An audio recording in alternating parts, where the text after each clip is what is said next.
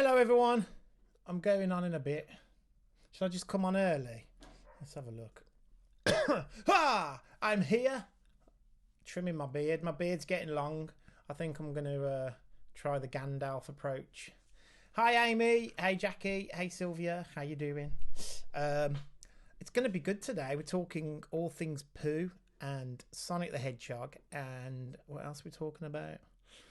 The new normal, and yeah, lots of cool things. So we'll just give them some time. Hey Louisa, hey Jenny, how you doing? How you finding working from home?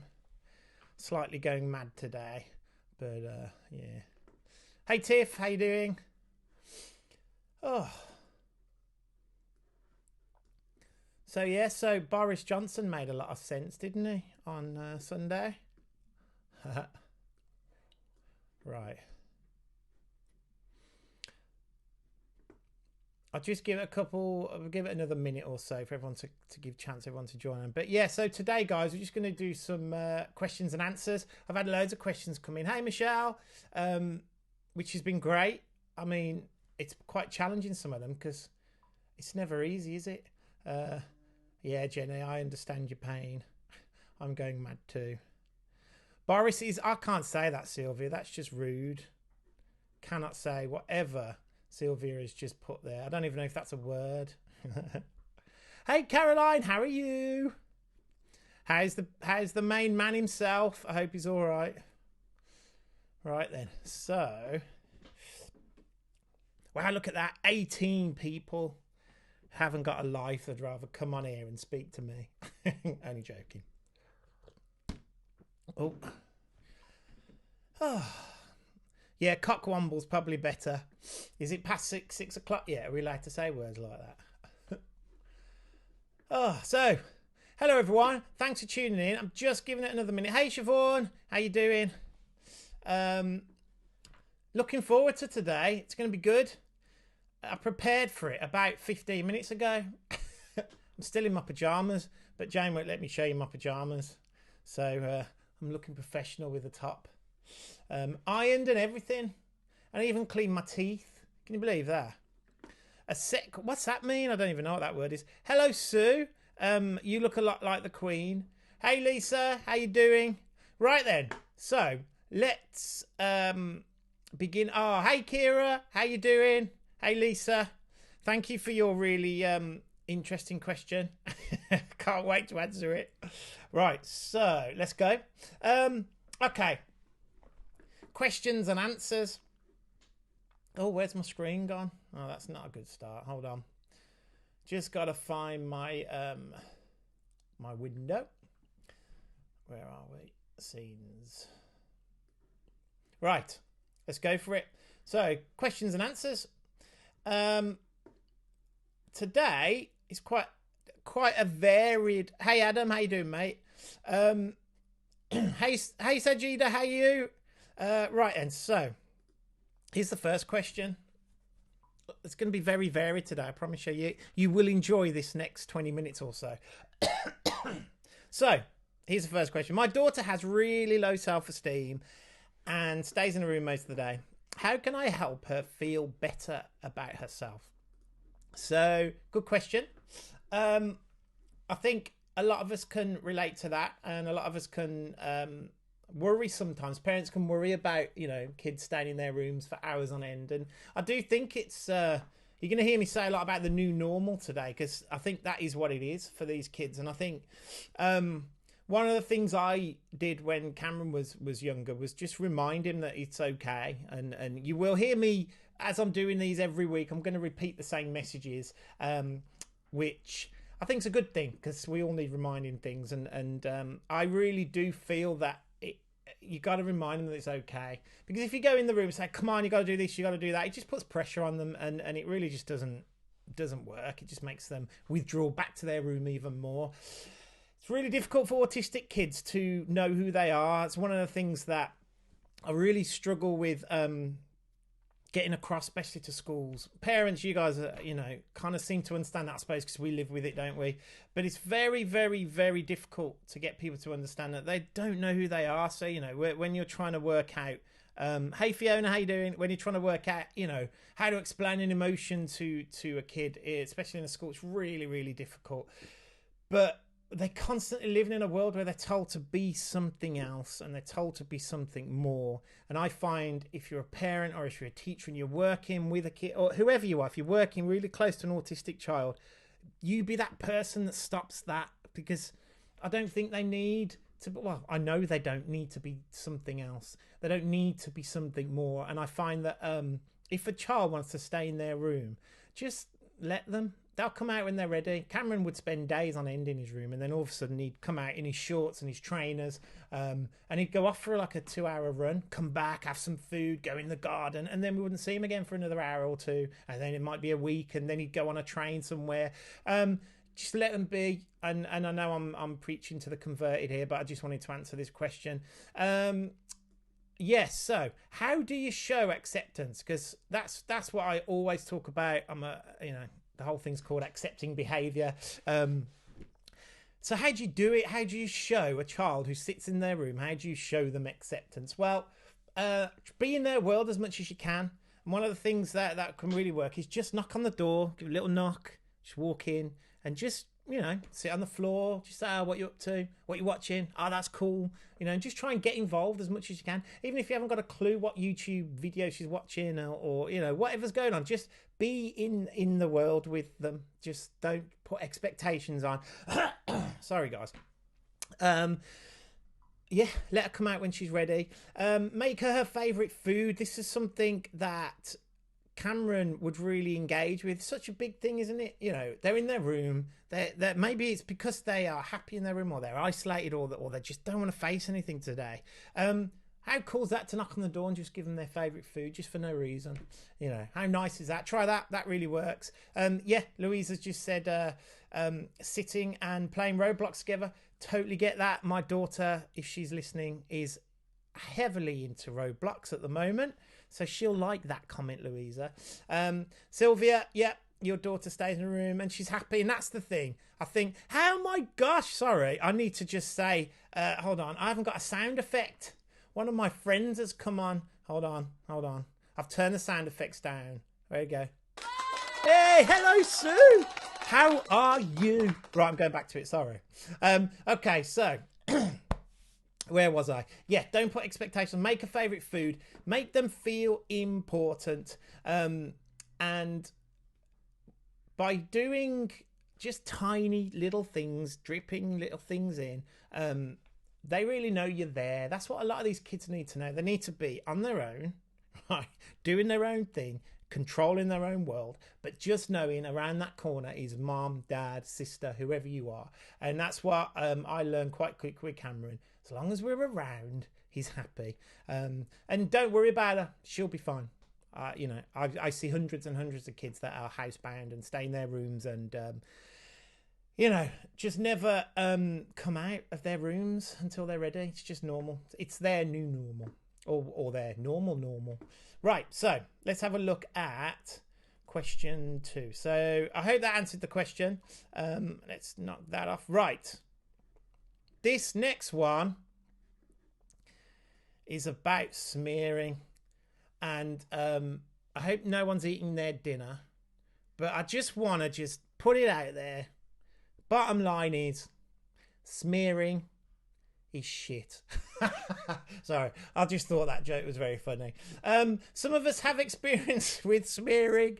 Some of us don't. Please bear with me. I've tried to be as subtle as possible.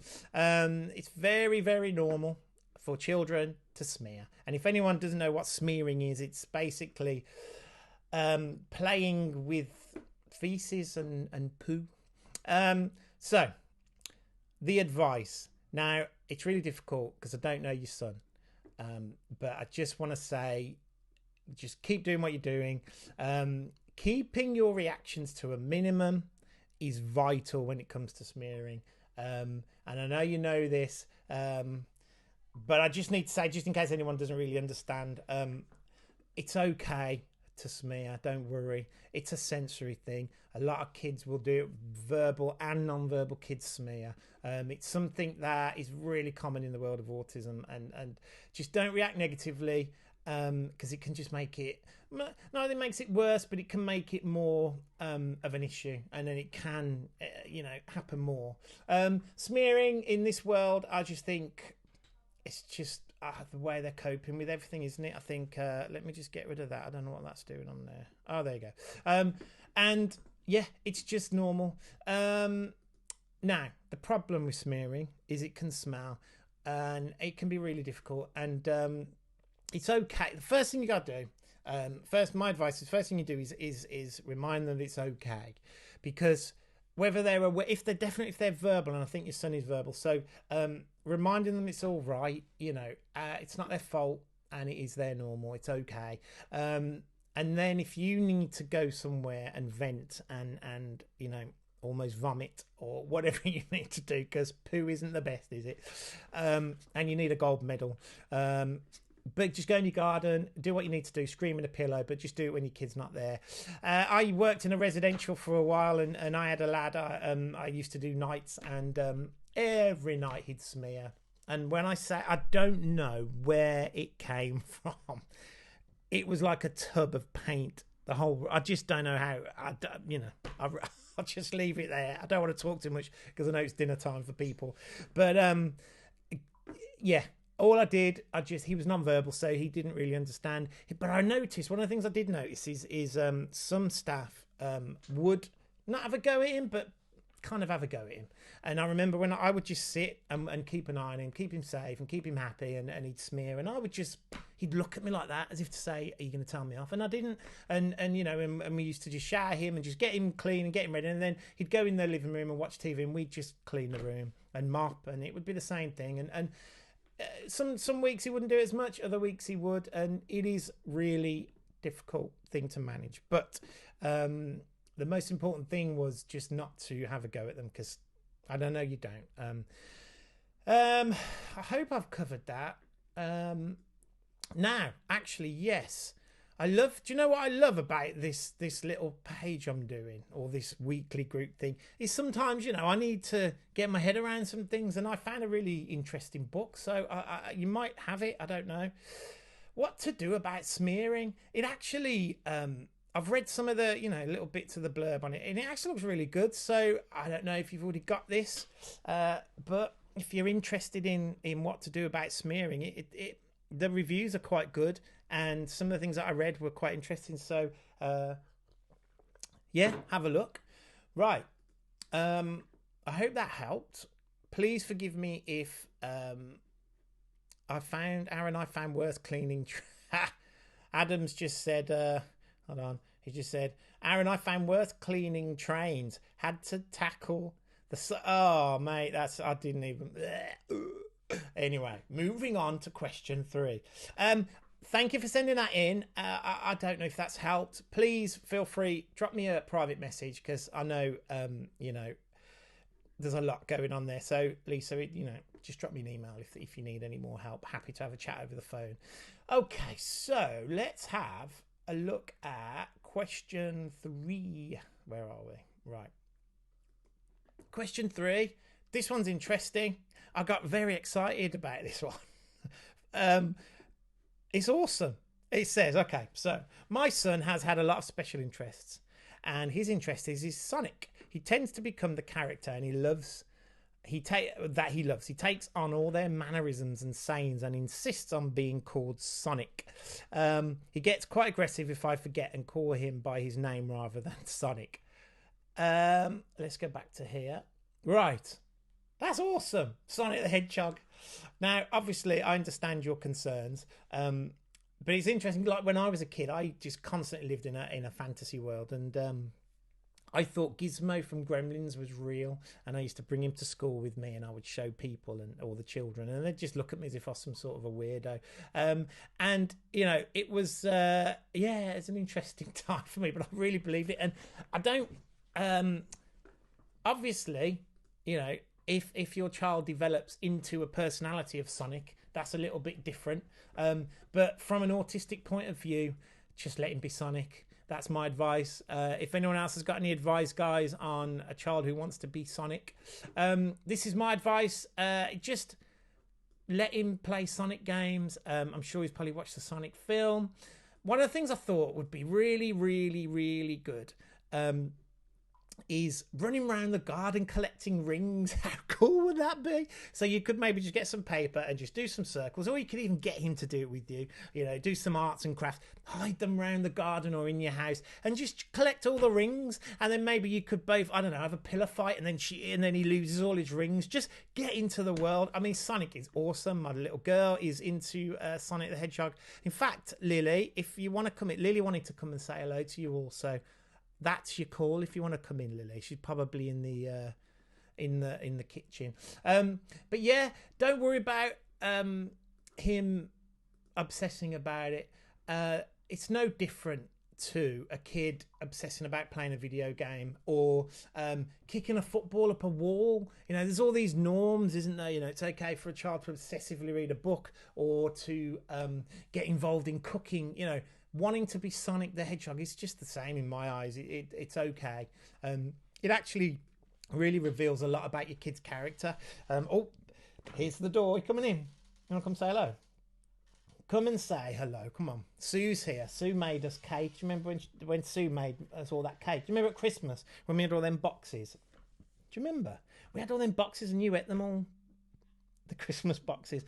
Lily may appear at some point, but I will carry on.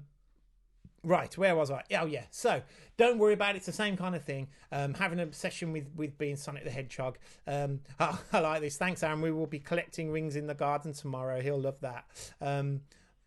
Awesome. Yeah, I do. I mean, there's so much you can do. I even thought about creating Sonic food. I don't know how good you are at cooking, but there's lots of ideas you could do.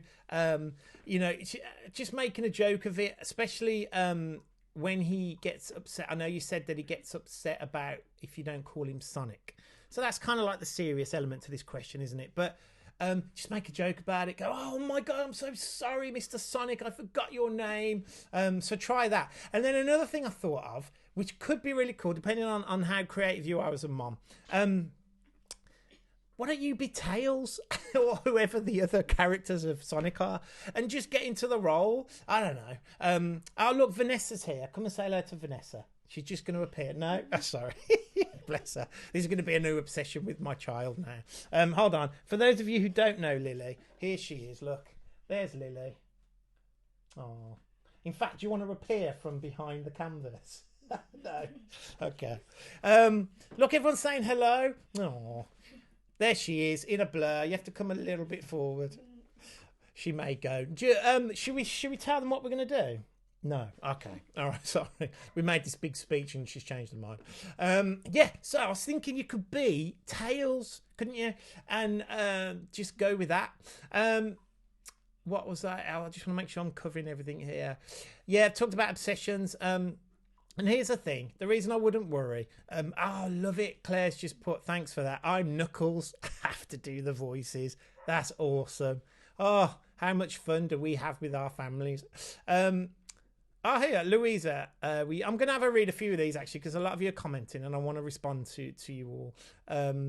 Hi, Nikki, how you doing? William is the same with Sonic. He is Sonic, and we are all the characters too in his mind, and the rest of the household are Eggman. You could be Egg Mom at the moment, couldn't you? That would be quite poignant. Is that the right word, poignant? I don't even know what that means anyway. You know what I mean? Because Nikki's having a baby, for those of you who don't know. Awesome. What else have we got going on here? Let's have a look. Oh, look, Siobhan said hello. And Joe. Hey, the famous Lily. You're famous already.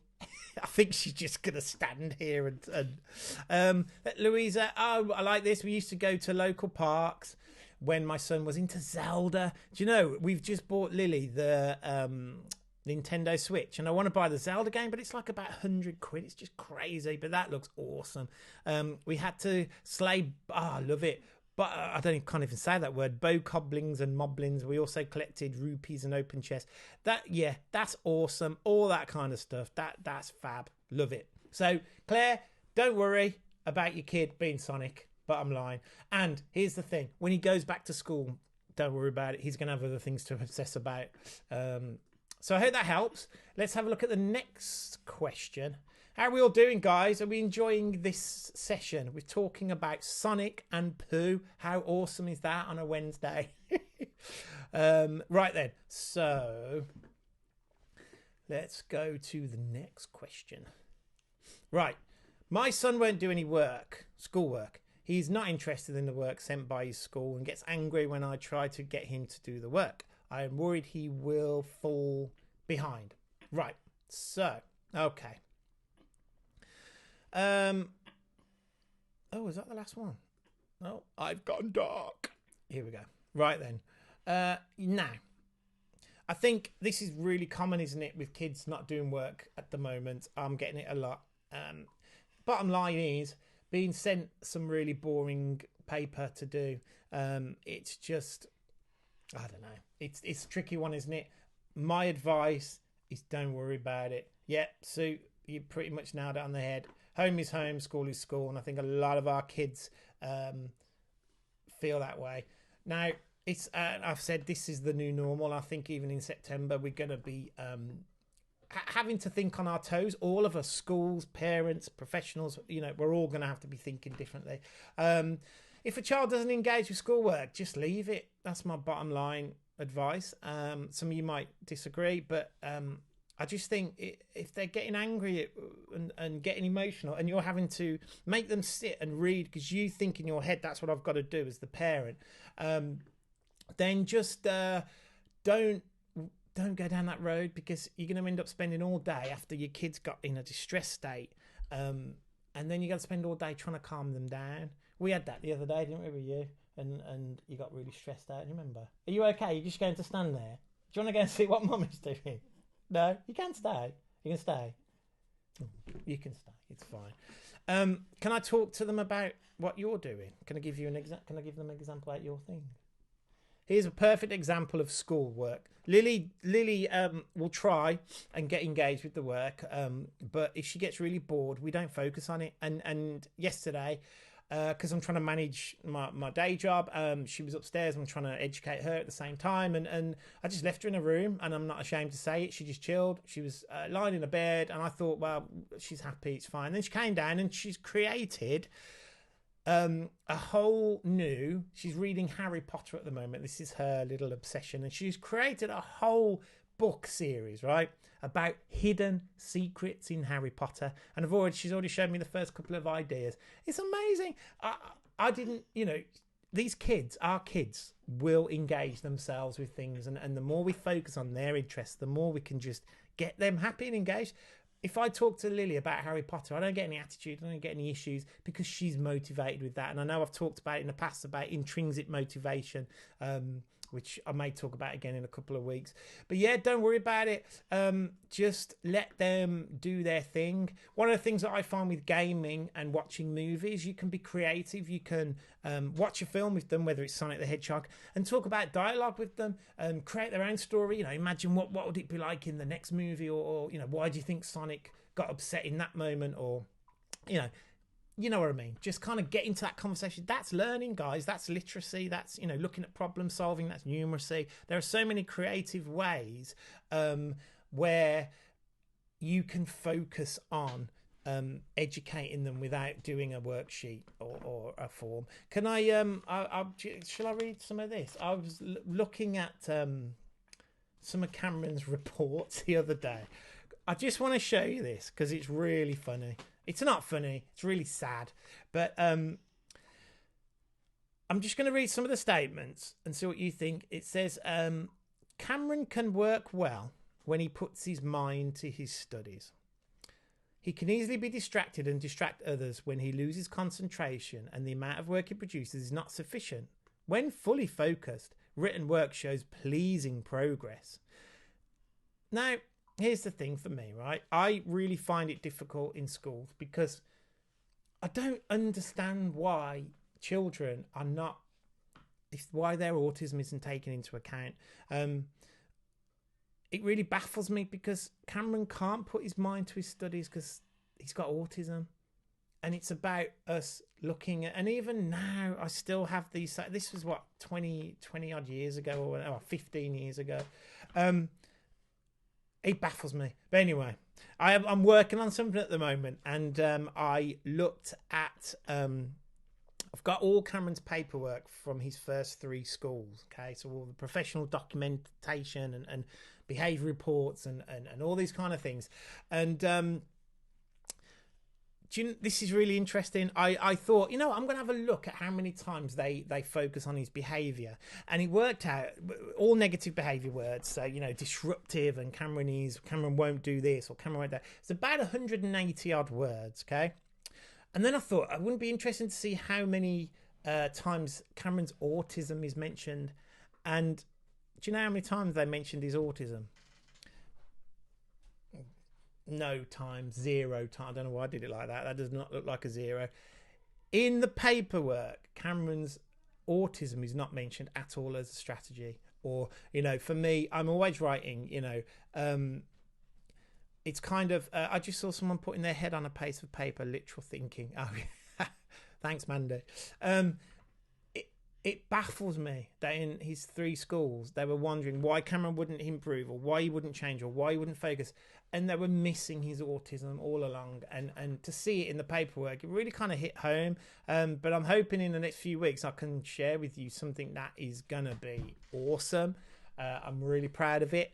And it is based a lot about my amazing son and Lily. But yeah, sorry, we're going off on one there. Okay, so I've answered all the questions, I think. I only wanted to deal with 4 because I wanted to stick within the half an hour because I don't want to bore anyone. So yeah, so guys, let's have a chat. Oh, here we go. Cameron's on. Hey, Cameron. Here he is. I've learned more about maths from the world of Warcraft. Awesome. Oh, just needs to get a life. You don't really, dude. Lily, say hello to Cameron. Lily's gone shy, dude. I'm going to announce what we're doing next week, but you don't have to say anything. So here's what's happening next week before I go, guys. Amy said she loves your top. See? That's made her night. Thank you, Amy. Yeah, next week. I can't wait. So Lily has agreed to talk about her anger and her anxiety. And we're probably not going to do it live for various reasons. But what we're going to do is we're going to record it. Cammy said hello. This is what Cameron calls Lily. Annoys the hell out of me. Bugs. Her name's Lily. Anyway, Lily said hello. And we're going to record it, and I'm going to have a conversation with her. And Lily is so amazing with her words. And I'm hoping that it will kind of give us an insight into, how she feels about anxiety, because she really struggled in September, couldn't get her in. And, we've had a mad 6 months or so. So I'm hoping that'll be good next week. So next time, Wednesday, 6 o'clock. Louisa said, thank you, Lily. Lily's going to be asking me who all these people are. Oh, look, it's Neil. Do you remember Neil? Neil, the photographer. You know Neil, who's awesome at photography. Because if I don't say that, he'll go in a mood and cry. What do you think? But he's not as good as Daddy, is he? No. Hey, mate, I'm missing you, dude. I'm missing the weddings. But anyway, leave that wedding head. Put that over there. Back to autism head. Yeah, so next week, we're going to be talking about anger and anxiety from a 9-year-old's perspective. So I'm looking forward to that. So please, I will share the normal, posts and everything and give you all guys a heads up. But thank you very much for tuning in. Enjoy the rest of your Wednesday and feel free to share this. I'm going to upload this to YouTube so you guys can share it. And, I've got to do this, haven't I? Don't forget to subscribe. There's the YouTube channel, Accepting Behaviour Education. I'm trying to grow this as much as I can. Linda, it's going to be 6 o'clock. It's 6 o'clock every Wednesday is when we're coming on. Sorry, guys, if I've missed you. Hey, Jane. Jane said that would be so good, Lily. So everyone's really excited about what we're going to do on Wednesday. Right then, goodbye. Look, that lady looks like the Queen. Sue, you look like the Queen. I know you. Oh, she's got Iron Maiden top on. I love that. That's awesome. Anyway, take care, guys. See you later. And end the...